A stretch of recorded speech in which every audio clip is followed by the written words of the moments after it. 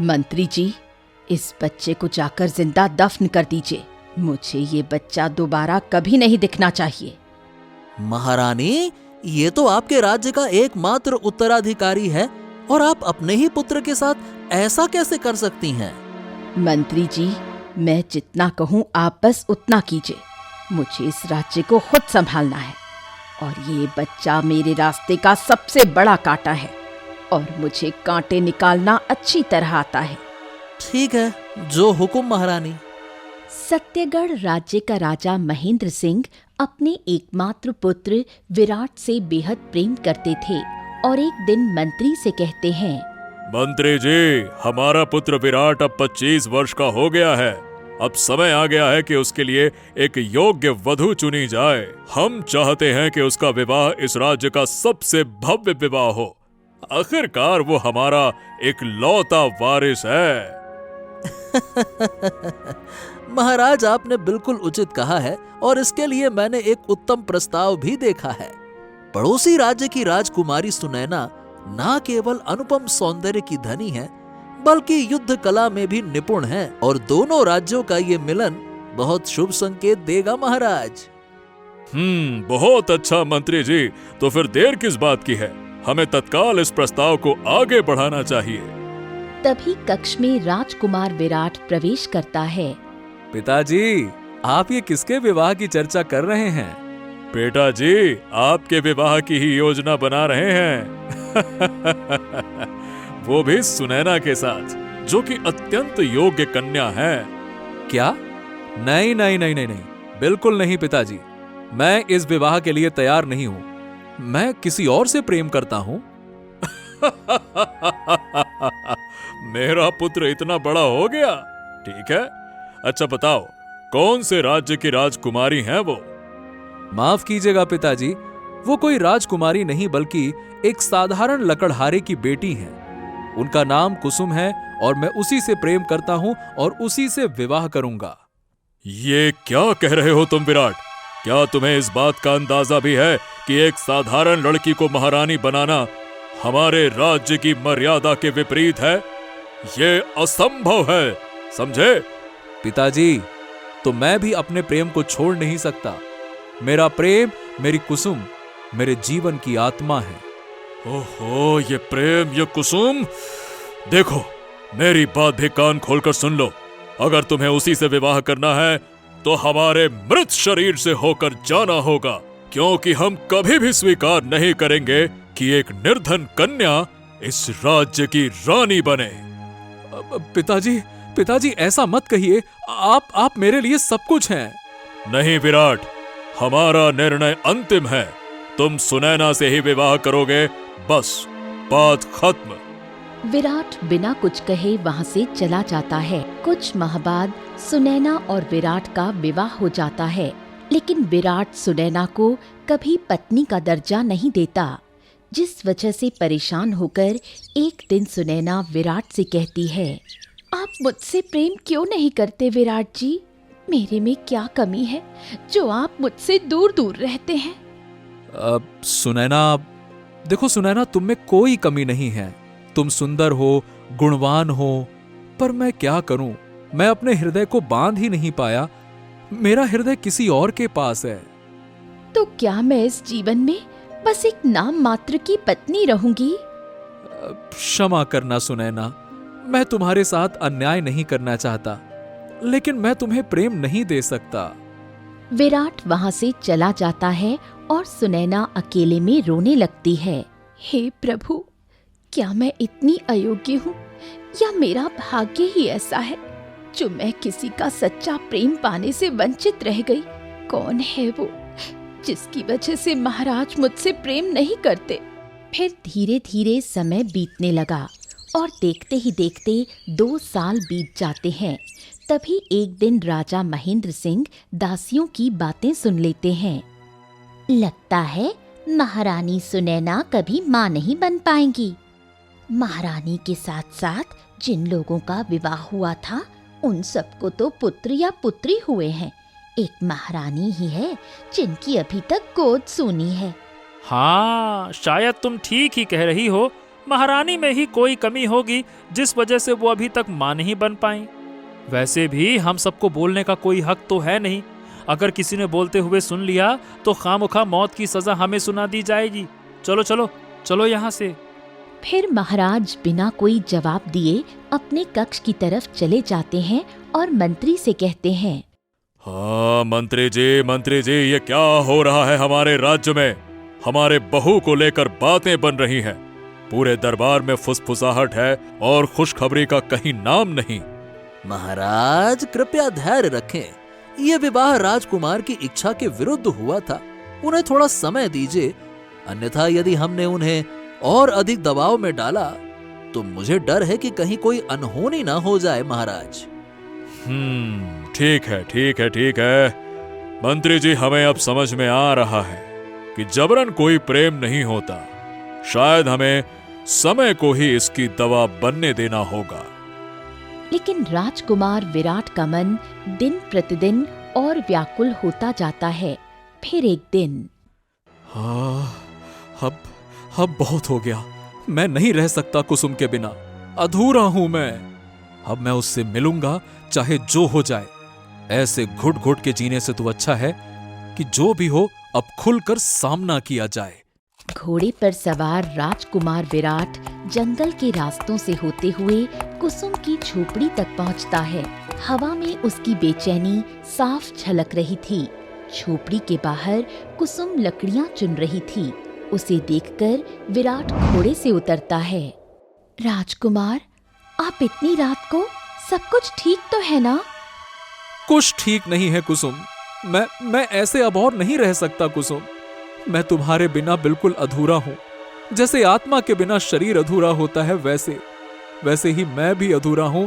मैं हर रोज तुम्हारी याद में तड़पता हूं। मेरी सांसें बोझ बन गई हैं। अगर तुमने मुझे खुद से दूर किया तो शायद मैं इस जीवन को ही खत्म कर दूं। राजकुमार, अब आप मेरे नहीं रहे। आप तो किसी और के पति हैं। आपकी शादी हो चुकी है। मेरे और आपके बीच अब कोई रिश्ता नहीं रहा। आपकी पत्नी आपका इंतजार कर रही होंगी राजकुमार। कुसुम, मेरी मजबूरी को मेरी बेवफाई मत समझो। मेरा दिल आज भी तुम्हारे नाम की धड़कन से जिंदा है। मैं एक राजकुमार हूं, लेकिन मेरा दिल अब भी उसी साधारण सी लड़की का दीवाना है जो मुझे जंगल में लकड़ियां चुनते हुए मिली थी। अगर तुमने मुझे आज भी खुद से दूर किया तो मैं सच कहता हूं कुसुम, मैं इस दुनिया को अलविदा कह दूंगा। नहीं, ऐसा मत कहिए। आप जान है मेरी। मैं आपसे दूर कैसे रह सकती हूँ? अगर मेरा प्रेम सच्चा है तो मैं आपका हर दर्द बांटूंगी और हर खुशी में साथ दूंगी। विराट उसे अपनी बाहों में भर लेता है और कुछ देर यूं ही खामोश खड़ा रहता है। चलो कुसुम, तुम अब मेरे साथ चलो। अब इस जंगल में नहीं, इस झोपड़ी में नहीं। अब मैं तुम्हें वहां ले जाऊंगा जहां तुम्हारा असली स्थान है, मेरे महल में। चलो। लेकिन मैं कैसे वहां रह सकती हूँ जहां पहले से एक रानी है? वहां लोग मुझे कभी स्वीकार नहीं करेंगे। वो राज्य की रानी है, लेकिन तुम मेरे दिल की रानी हो। मैं तुम्हें वो सम्मान दिलवाऊंगा जो तुमने कभी सोचा भी नहीं होगा। तुम मेरे जीवन की सच्चाई हो और अब ये सच्चाई किसी पर्दे में नहीं रहेगी। मैं पूरी दुनिया के सामने कहूंगा कि मैं कुसुम से प्रेम करता हूं और वही मेरी सच्ची पत्नी है। चलो कुसुम।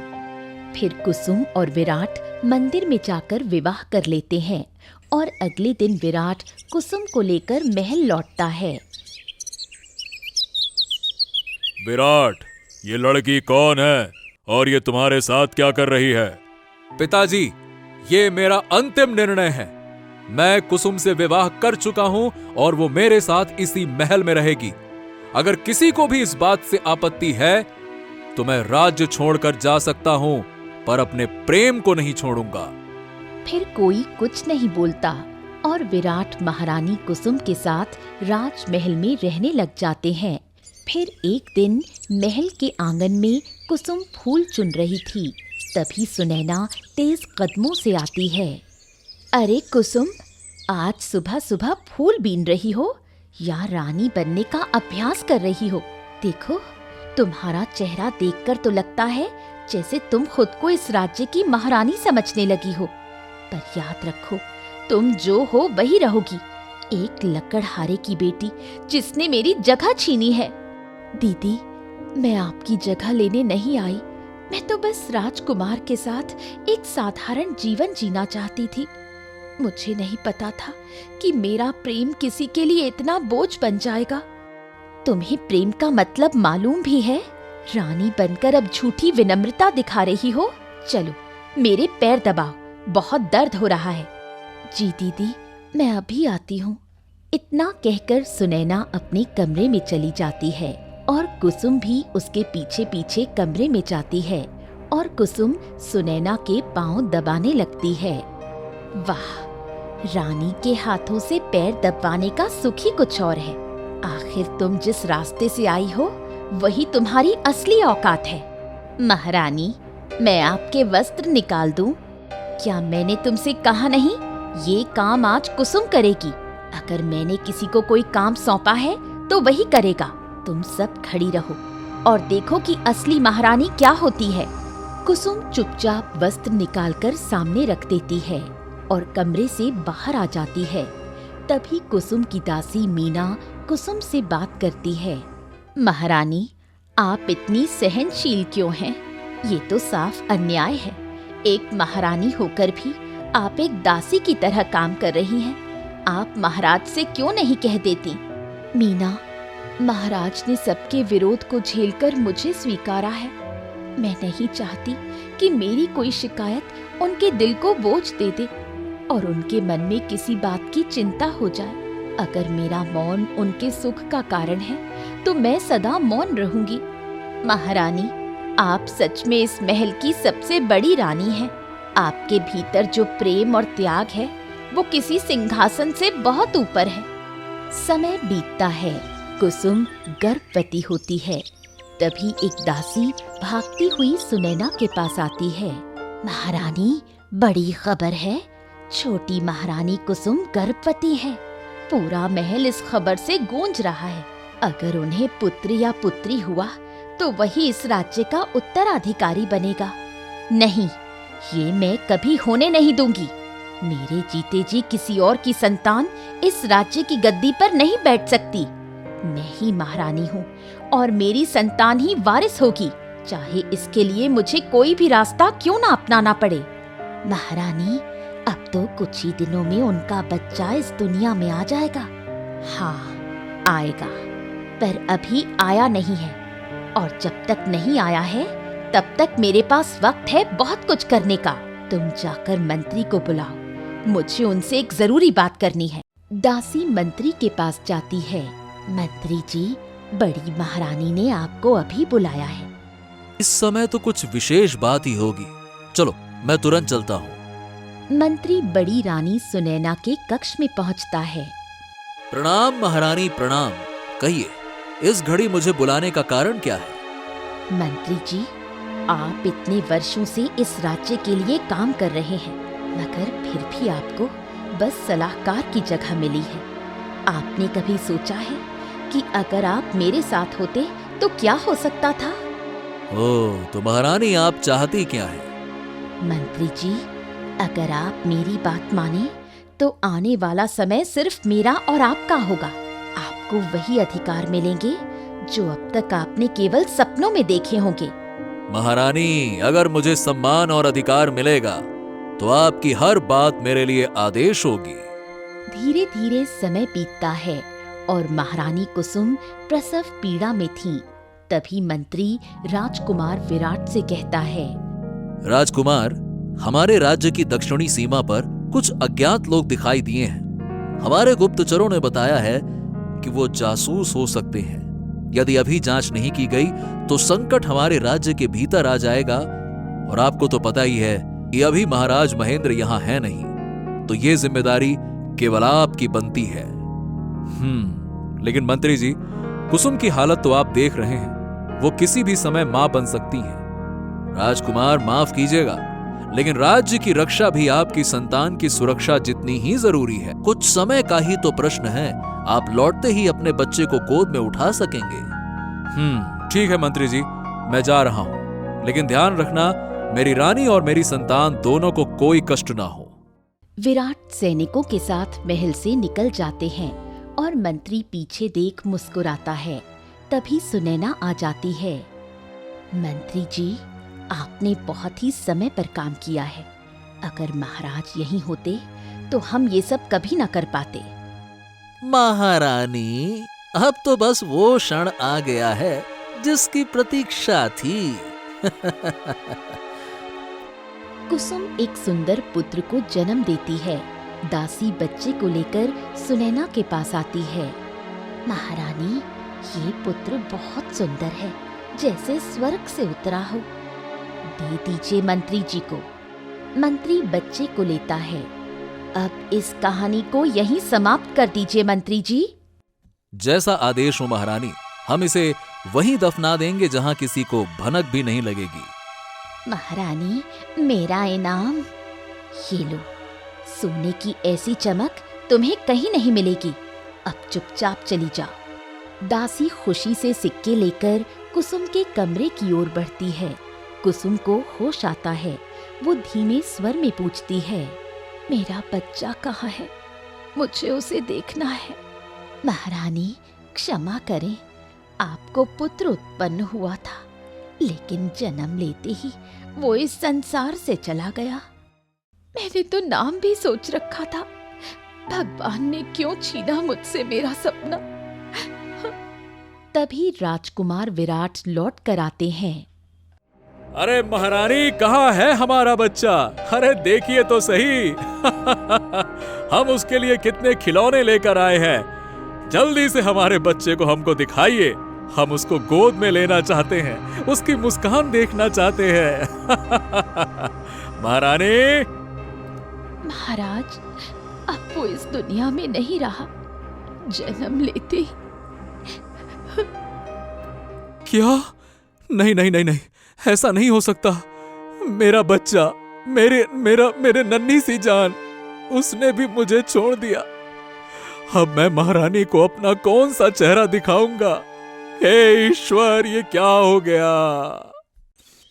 समय बीतता है। कुसुम फिर गर्भवती होती है। अब तो इसका किस्सा ही खत्म करना होगा, वरना एक दिन ये महल का भविष्य बदल देगी। सुनैना दासी को भेजती है दाई को बुलाने के लिए। दाई आती है। ये कुछ औषधियां हैं, जड़ी बूटियों से बनी। तू इसे किसी भी तरह कुसुम को पिला दे। इससे उसका गर्भ गिर जाएगा और वो फिर कभी मां नहीं बन पाएगी। महारानी, ये तो बहुत बड़ा पाप है। मैं ऐसा नहीं कर सकती।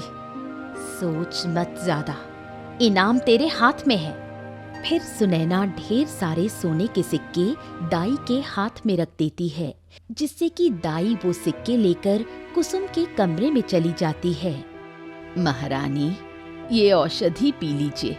ये आपकी होने वाली संतान को बल देगी, संकट से बचाएगी। अगर ये मेरे बच्चे के लिए है तो मैं कुछ भी पीने को तैयार हूँ। जैसे ही वो दवाई पीती है, कुछ ही देर में पीड़ा बढ़ती जाती है। पेट में असहनीय दर्द शुरू हो जाता है और वो जमीन पर गिर पड़ती है। महाराज, मेरे बच्चे को बचा लो, मेरे लाल को बचा लो।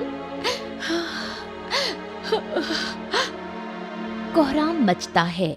कुछ घंटों बाद, महारानी, आपके गर्भ में ही संतान मर गई और अब आप कभी मां नहीं बन सकेंगी। तभी राजकुमार विराट दौड़ते हुए आता है, खून से सना फर्श देखकर। कुसुम, कुसुम, ये क्या हो गया? ये क्या हो गया मेरी रानी? ये क्या है? मैं फिर मां नहीं बन सकती। महाराज, मेरा लाल, मेरी कोख हमेशा के लिए सूनी हो गई।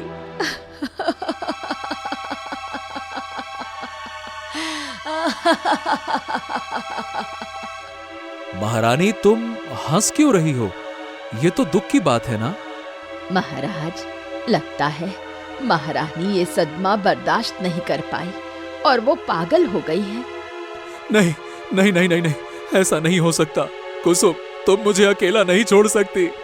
इस दुख की घड़ी में होश में आओ कुसुम, कुसुम, हे ईश्वर। 2 वर्ष बीत जाते हैं।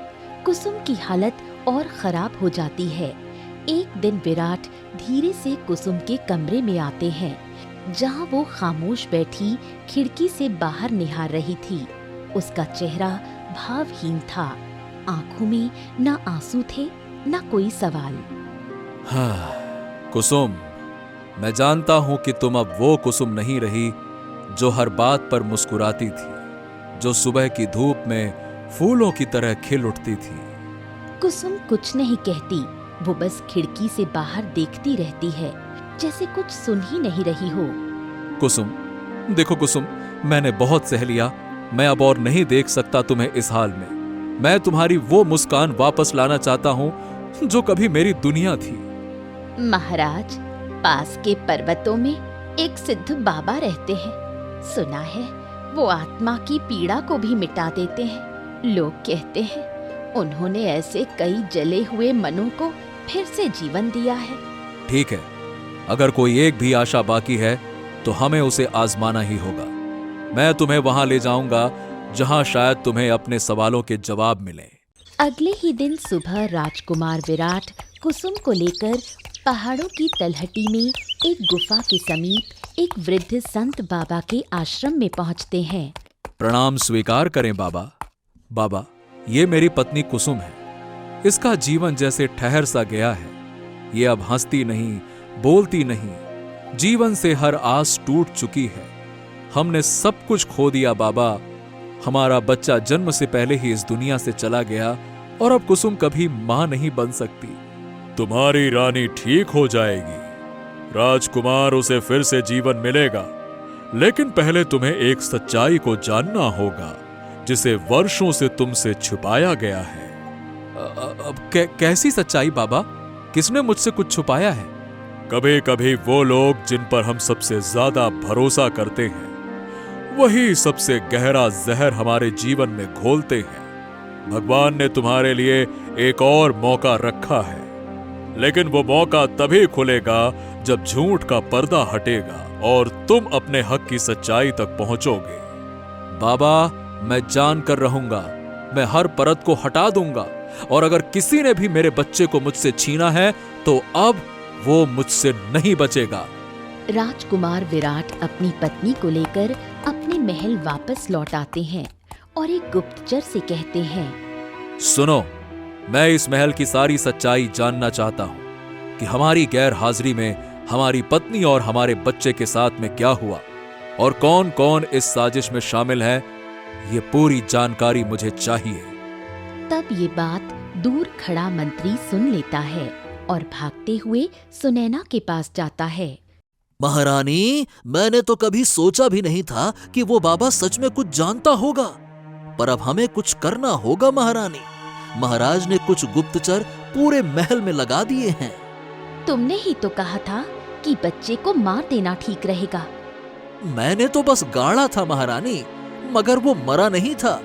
वो जिंदा था जब मैंने उसे महल के आंगन में दफनाया था।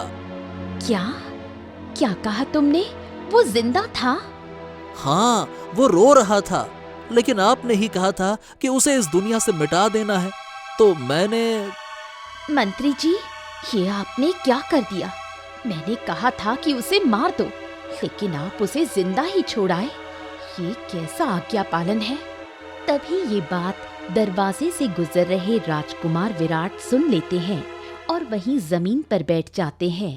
हे भगवान, हमने ऐसा कौन सा पाप किया था जिसकी सजा हमारे मासूम बच्चे को मिली? मेरे फूल से बेटे को इन लोगों ने इस दुनिया से मिटा दिया। अब मैं कैसे जीऊंगा? किससे न्याय मांगू? ईश्वर, हे ईश्वर। उसी वक्त एक और खड़ी दासी एकादशी ये सब देख रही होती है। वो दौड़कर राजकुमार के पास जाती है। राजकुमार, आप रोइए मत, आपका पुत्र भी जीवित है। क्या? ये तुम क्या कह रही हो? ये कैसे संभव है? अभी अभी तो मंत्री ने कहा कि उसने उसे जिंदा जमीन में गाड़ दिया था। राजकुमार, मंत्री जो कह रहा है वो भी सच है और जो मैं कह रही हूँ वो भी सच है। हाँ, उसने बच्चे को जमीन में गाड़ा था, लेकिन उसी समय मैं वहाँ पहुँच गई थी। मैंने देख लिया था, फिर चुपचाप उस बच्चे को वहाँ से निकालकर जंगल में छोड़ आई। वो जिंदा है, लेकिन कहाँ है ये मुझे नहीं मालूम। क्या तुमने मेरे बच्चे की जान बचाई? हे भगवान, ये तो चमत्कार है। लेकिन अब वो कहाँ है? अब वो जहां भी है मैं उसका पता लगाऊंगा। अब मेरे सवाल का जवाब सिर्फ बाबा ही देंगे, सिर्फ बाबा।